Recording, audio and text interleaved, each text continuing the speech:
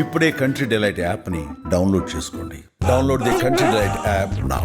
గత కొద్ది రోజులుగా హైదరాబాద్లో ఒక రకమైన ఉద్యమం స్టార్ట్ అయింది.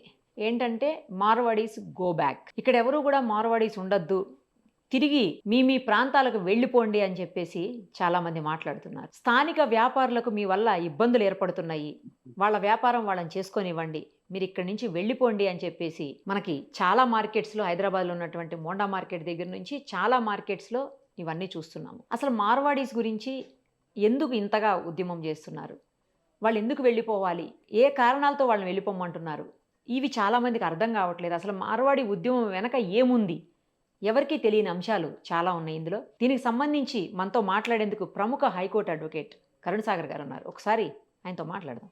నమస్తే అండి. నమస్తే మేడం. సాగర్ గారు, అసలు ఏంటండి, ఎందుకు మార్వాడి గో బ్యాక్ అనే ఉద్యమం స్టార్ట్ అయింది? ఇక్కడ వ్యాపారులకి వాళ్ళ పొట్ట కొడుతున్నారు అని చెప్పేసి చాలా వీడియోస్ కూడా వైరల్ అవుతూ ఉన్నాయి. వాళ్ళ వ్యాపారాలు అంటే లోకల్లో ఉన్నటువంటి వ్యాపారులు, వాళ్ళ వ్యాపారాలు వీళ్ళ వల్ల నాశనం అయిపోతున్నాయి అని చెప్పేసి మాట్లాడేటువంటి పరిస్థితులు ఉన్నాయి. ఇది చివరికి అటు ఇటు తిరిగి రాజకీయ రంగు కూడా పులుముకున్నటువంటి పరిస్థితి ఉంది. ఎవరైతే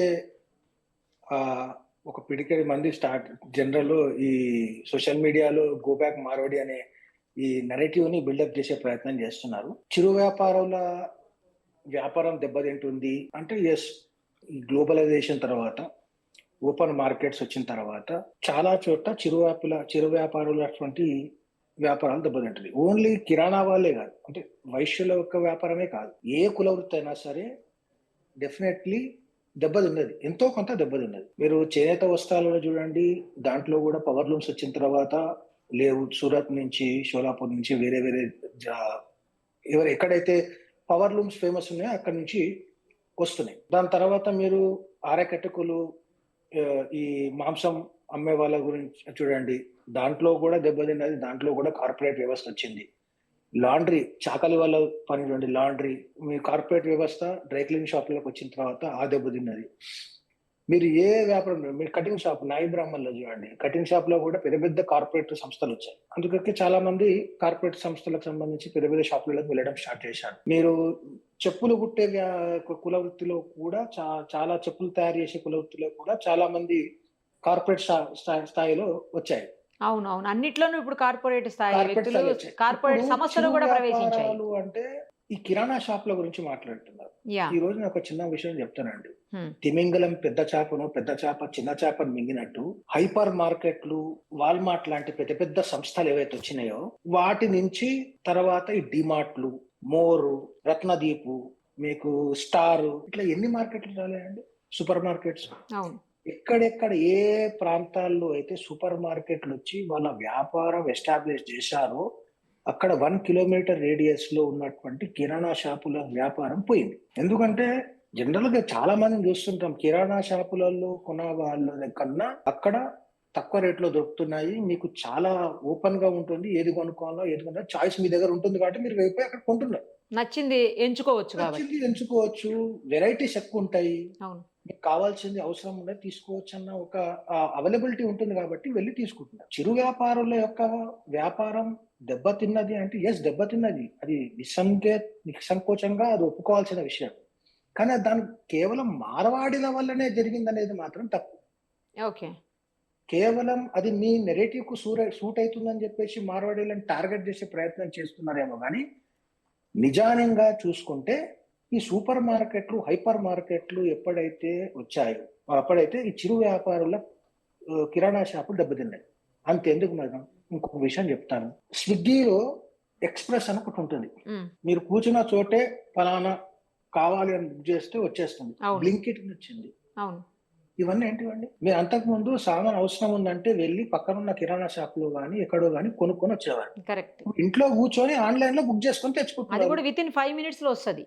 5 minutes లో వస్తుంది. మీకు కిరాణా షాప్ లో అవైలబిలిటీ ఉండదో కానీ బ్లింకిట్ లో మీకు దొరుకుతుంది. కరెక్ట్, మీకు అవైలబిలిటీ ఉంటుంది కదా. ఇంకోటి ఆఫర్స్ ఉంటాయి,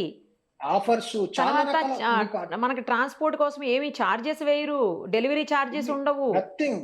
మీకు ఇన్న దగ్గర మీ అవసరానికి రేపు పొద్దున మీకు అవసరం ఉంది ఒక వస్తువు, ఇవాళ నైట్ మీరు 10:30, 11 వరకు మీరు లోపల బుక్ చేసుకున్నాం, ఇంటికి వచ్చేస్తాం. అటువంటి సౌకర్యాలు వచ్చిన తర్వాత మార్కెట్లో, ఓపెన్ మార్కెట్, కార్పొరేట్ మార్కెట్ వచ్చిన తర్వాత డెఫినెట్ గా వ్యాపారాలు దెబ్బతింటాయి. దాన్ని కేవలం మార్వాడీలు అని చెప్పేసి చూపించే ప్రయత్నం చేయకూడదు. ఇప్పుడు మార్వాడీలు వచ్చిన తర్వాత మా సంస్కృతి దెబ్బతింటుందని కొత్తగా స్టార్ట్ చేశారు. ఎట్లా మార్వాడీలు వెళ్ళాలండి?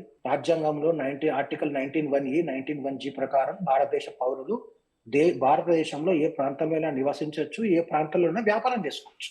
ఓకే. అట్లనే మార్వాడీలు ఇక్కడికి వచ్చి ఉన్నారు. మన తెలుగు వాళ్ళు కూడా అనేక ప్రాంతాల్లో వెళ్ళి వ్యాపారం చేస్తున్నారు. కాదు అనడానికి లేదు, చేస్తలేరు అనద్దు, చేస్తున్నారు. సూరత్ లో అనేక బిజినెస్ లో మన వాళ్ళు ఉన్నారు, అనేక చోట్ల మన వాళ్ళు ఎంప్లాయ్ ఉన్నారు. సూరత్ లో మన పాపులేషన్ ఎక్కువ ఉండి అక్కడ తెలుగు వాళ్ళు వెళ్ళి ప్రచారం చేస్తుంటారు అక్కడ ఎలక్షన్స్ జరిగిన. నేనేమంటానంటే మీ నరేటివ్ కు సూట్ అవుతుంది అని చెప్పి మార్వాడీని టార్గెట్ చేస్తున్నారే తప్ప రీజన్ కేవలం మార్వాడీలు కాదు అంటున్నాను. ఇప్పుడు కల్చర్ దెబ్బతిన్నా అంటున్నాను. ఓకే, కల్చర్ దెబ్బతింటుందంటే మీకు ఇష్టం ఉంటే దాన్ని అడాప్ట్ చేసుకోండి, లేకుంటే అడాప్ట్ చేసుకోకండి. ఇప్పుడు వాళ్ళు దాండియా వచ్చిందండి, దాండియా ఆడుతున్నారు, మిమ్మల్ని ఆహ్వానిస్తున్నారా? ఓపెన్ వాళ్ళు టికెట్ పెట్టి రమ్మంటున్నారు. మీకు ఇష్టం ఉంటే టికెట్ పెట్టి కొనుక్కొని చూడండి, ఆడండి. లేకపోతే మీరు దాన్ని మీరు తీసుకోవద్దు అంటున్నాను. ఈ కల్చర్ దెబ్బతింటుంది కేవలం మార్వాడీలో దాండియా వచ్చినప్పటి నుంచి కల్చర్ దెబ్బతింటుంది మాట్లాడుతున్నారు. మరి పబ్ కల్చర్ ఏంటండి? పబ్ కల్చర్ తెలంగాణ కల్చరా? తెలంగాణ సంస్కృతియా? డ్రగ్ కల్చర్ ఏంటి? కాలేజీలో చిన్న పిల్లల నుంచి స్కూళ్లతో సహా దొరుకుతున్నాయి డ్రగ్స్. కరెక్ట్.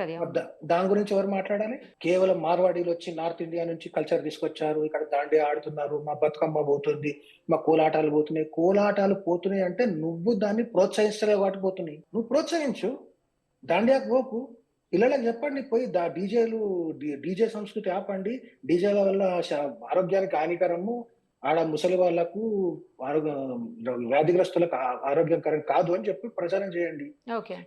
మీరు పబ్ కల్చర్ ని స్వాగతించకండి, వ్యతిరేకించండి. దాన్ని అసలు సమస్య అడ్రస్ చేయకుండా కూర్చున్న చోటే నరేటివ్స్ బిల్డ్ చేసి ఉన్నదాన్ని లేని దాన్ని సృష్టించి, అపోహలు సృష్టించి, మీరు అనవసరమైనటువంటి భయాందోళన సృష్టించి ఏదో జరిగిపోతుంది, మార్వాడి కల్చర్ వచ్చేసి ఏదో జరిగిపోతుందని అపోహలు సృష్టించండి అంటున్నారు. మీరు ఒక మాట్లాడితే దానికి లాజిక్ ఉండాలి అంటున్నా. మీరు డ్రగ్ కల్చర్ గురించి ఎందుకు మాట్లాడతలేరు? మీరు పబ్ కల్చర్ గురించి ఎందుకు మాట్లాడతలేరు? రేవ్ పార్టీస్ లో యువత పోయి జీవితాలు నాశనం చేసుకుంటున్నారు. దాని గురించి మీరు ఎందుకు మాట్లాడుతున్నారు? కేవలం నార్త్ నుంచి ఒక సంస్కృతి వచ్చింది, దానివల్ల మేము మా తెలంగాణ సంస్కృతి పాడైపోతుంది అంటున్నారు. తెలంగాణ సంస్కృతిని మీరు దాన్ని ప్రొపగేట్ చేయండి, దాన్ని మీరు అలవాటు చేయండి, దాన్ని సమర్థించండి, దాన్ని ప్రోత్సహించండి. అట్లాంటి పనులు చేయకుండా కేవలం మీ నరేటివ్ సూట్ అవుతుందని మార్వాడి గో బ్యాక్ అని టార్గెట్ చేసేంత రైట్ లేదు. ఫస్ట్ మీకు ఆర్టికల్ 19(1)(e), 19(1)(g) ప్రకారం ప్రాథమిక హక్కుగా రాజ్యాంగం ఇచ్చింది, ఎవరికైనా ఎక్కడైనా ఉండి వ్యాపారం చేసుకోవచ్చు. మీకు వాళ్ళు దొంగ వ్యాపారాలు చేస్తున్నారు, జీరో బిల్ చేస్తున్నారు, జిఎస్టీ కడతలేరు, సేల్స్ ట్యాక్స్ కట్టలేరు అంటే ప్రాపర్ ఫోరమ్స్ ఉన్నాయి, కంప్లైంట్ ఇవ్వండి, పోయి ఆధారాలతో కంప్లైంట్ ఇవ్వండి, యాక్షన్ తీసుకుంటారు. అంతేగాని మీరు వ్యాపారం చేయొద్దనే రైట్ మీకు లేదు అంటుంది. ఇది ఎందుకంటే రాజకీయ రంగు పులుముకుంది. అంతకుముందు ఉద్యమంలాగే ఉండింది, ఇప్పుడు రాజకీయ రంగు పులుముకుంది. ఎందుకు దీని మీద రాజకీయ నాయకులు కూడా ఇన్వాల్వ్ అవుతున్నారు? ఎందుకు? ఎప్పుడైతే అంటే దీన్ని ఏం చేశారంటే మేడం, జనరల్ గా ఉద్యమం అంటే స్టార్టింగ్ లో దీంట్లో కొంతమంది ఏమంటారంటే దాన్ని నిరుద్యోగులు అనుకుంటారు, సామాజిక నిరుద్యోగులు, అసలు పని లేదు. ఇక ఇప్పుడు ఏం చేయాలి అని అంటే ఏదో ఒక నెరేటివ్ బిల్డ్ చేసి సమాజాన్ని విచ్ఛిన్నం చేయాలి అనే ఒక ఉద్దేశంతో ఈ నెరేటివ్ ని బిల్డ్ చేశారు. దాని తర్వాత ఇంకా వీళ్ళందరూ కూడా ఎవరైతే దారి తప్పినటువంటి మేధావులు ఉన్నారు కదా, వీళ్ళందరూ కలిసి ఇదంతా బిల్డప్ చేశారు. దీన్ని ఇక్కడ ప్రభుత్వంలో కాంగ్రెస్ పార్టీ కూడా దాన్ని వ్యతిరేకించింది. మీరు కాంగ్రెస్ పిసిసి ప్రెసిడెంట్ యొక్క స్టేట్మెంట్ చూసుంటారు, వాళ్ళు కూడా వ్యతిరేకించారు. మార్వాడీలు ఈ తెలంగాణ ప్రాంతం వాళ్ళని వ్యతిరేకించేటువంటి వెలుగొట్టేటువంటి అధికారం ఎవరికి లేదని. ఇప్పుడు మార్వాడీస్ కొన్ని 0.1%, 3%, 5% ఎంత ఉన్నా అని వాళ్ళు కూడా ఒక కమ్యూనిటీ, వాళ్ళు కూడా socially, culturally, economically established community కాబట్టి. ఎస్పెషల్లీ హైదరాబాద్ లో ఎంత పర్సెంట్ ఉంటారండి వాళ్ళు? 0% కన్నా తక్కువ ఉంటారు మేడం. ఎంత ఉంటుంది చెప్పండి పాపులేషన్ వాళ్ళది? తెలంగాణ నాకు తెలిసి నాట్ మోర్ దెన్ 1% ఆర్ 0% ఉంటారు, అంతకన్నా ఎక్కువ ఉంటుంది. అంత వాళ్ళతోటి మీరు థ్రెట్ గా ఫీల్ అవుతున్నారు అనేది నేను అబద్ధం అంటున్నాను.